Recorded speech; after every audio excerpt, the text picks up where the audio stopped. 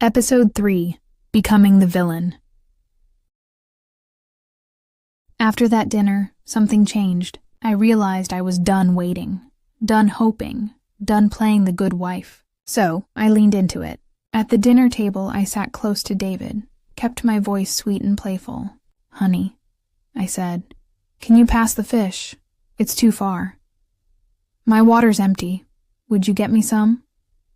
Everyone looked uncomfortable. Jane especially.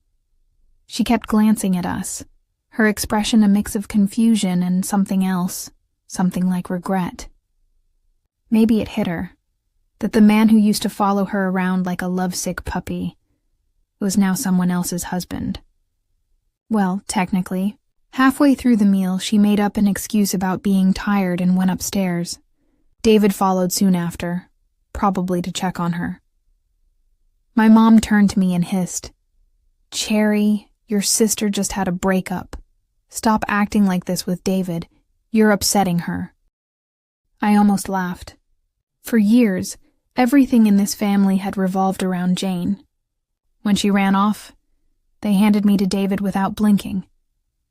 Now that she was back, they were already prepping to hand him back. No one cared that he was my husband, that I had been living that life, for real, not just as a fill-in.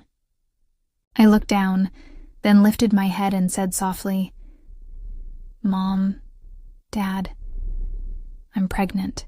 And then I heard it, the sound of a glass shattering. I turned my head. Jane stood at the bottom of the stairs, frozen. The look on her face? Devastation. David rushed out of the bathroom the second he heard, grabbed my arm, pulled me out of the house without a word. Back home, he looked at me like he'd never seen me before.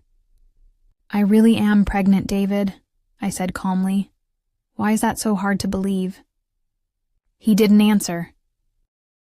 And honestly, I didn't care if he believed me or not, because watching the two of them squirm, it felt good. That night, I slept like a baby.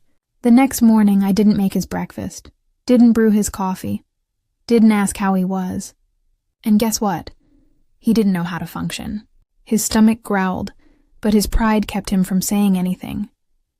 He stormed out of the house, hungry and miserable. And you know what? I gave myself a silent little cheer. That afternoon, while I was at the spa, I got a call. It was David's assistant. "Cherry," she said, "David hasn't eaten all day. The company cafeteria food isn't to his liking." I smirked. Of course it isn't. I've been spoiling that man with homemade meals for years. Now he couldn't handle anything less. But I wasn't going to rush over. I wasn't his wife anymore. Then, Jane sent me a picture. A snapshot of David eating spicy hot pot. Which is funny because David hates spicy food, has stomach issues, always avoids it. But Jane loves it. So David was enduring it, for her. I leaned back in my spa chair and smiled. He was going to pay for every single moment he'd made me feel like I wasn't enough. And I was just getting started. If you're enjoying Cherry's story, don't forget to like, subscribe, and follow along. There's more to come, and you won't want to miss the next chapter.